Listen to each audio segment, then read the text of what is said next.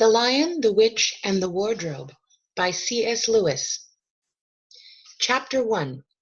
Lucy Looks into a Wardrobe. Once there were 4 children whose names were Peter, Susan, Edmund, and Lucy.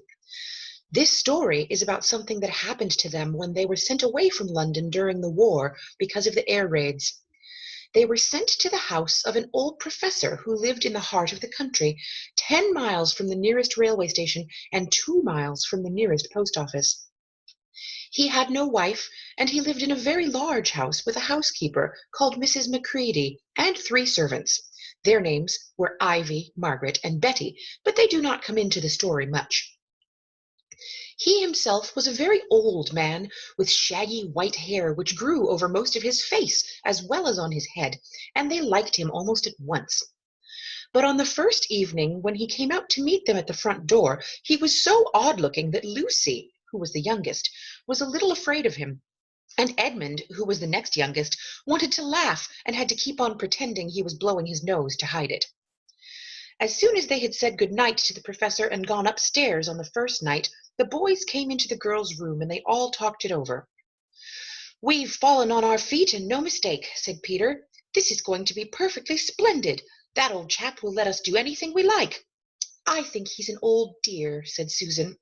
"Oh, come off it," said Edmund, who was tired and pretending not to be tired, which always made him bad-tempered. "Don't go on talking like that." "Like what?" said Susan. "And anyway, it's time you were in bed." "Trying to talk like mother," said Edmund. "And who are you to say when I'm to go to bed? Go to bed yourself." "Hadn't we all better go to bed?" said Lucy. "There's sure to be a row if we're heard talking here." "No, there won't," said Peter. "I tell you, this is the sort of house where no one's going to mind what we do.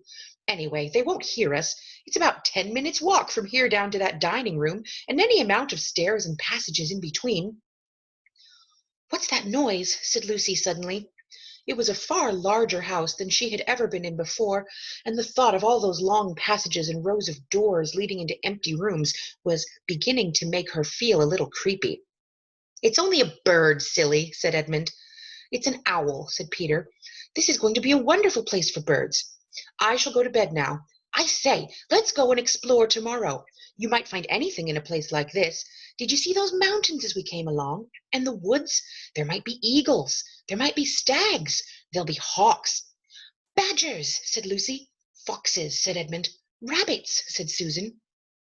But when next morning came, there was a steady rain falling, so thick that when you looked out the window you could see neither the mountains nor the woods nor even the stream in the garden. "Of course it would be raining," said Edmund.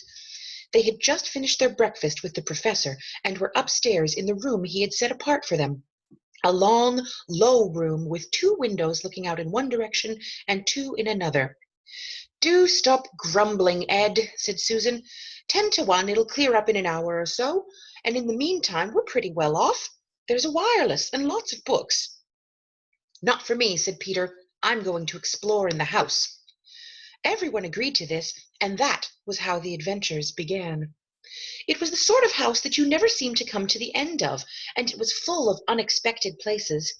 The first few doors they tried led only into spare bedrooms, as everyone had expected that they would.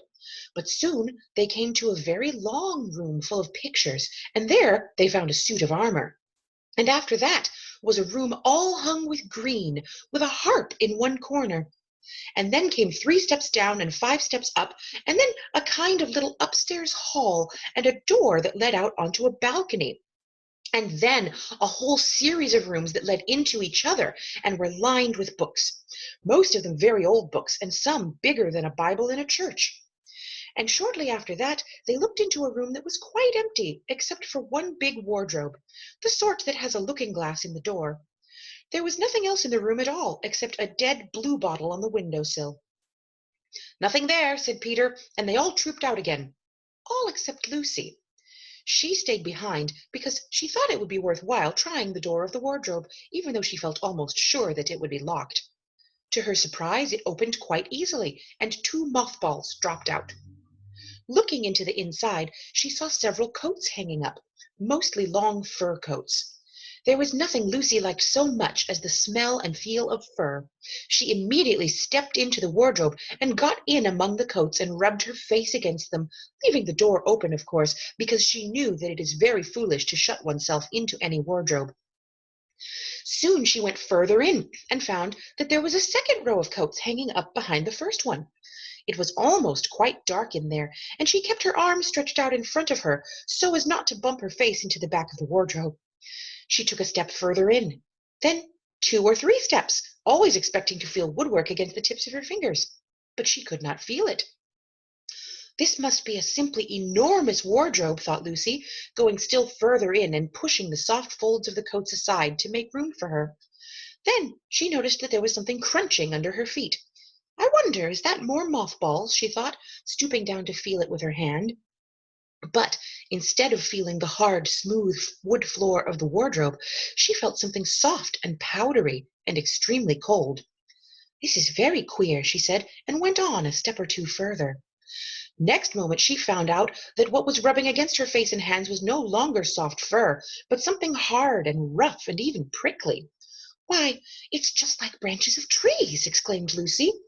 And then she saw that there was a light ahead of her, not a few inches away where the back of the wardrobe ought to have been, but a long way off. Something cold and soft was falling on her. A moment later she found that she was standing in the middle of a wood at night time, with snow under her feet and snowflakes falling through the air. Lucy felt a little frightened, but she felt very inquisitive and excited as well. She looked back over her shoulder, and there, between the dark tree trunks, she could still see the open doorway of the wardrobe, and even catch a glimpse of the empty room from which she had set out. She had, of course, left the door open, for she knew that it is a very silly thing to shut oneself into a wardrobe. It seemed to be still daylight there. I can always get back if anything goes wrong, thought Lucy. She began to walk forward, crunch, crunch over the snow, and through the wood towards the other light. In about 10 minutes she reached it and found it was a lamp-post.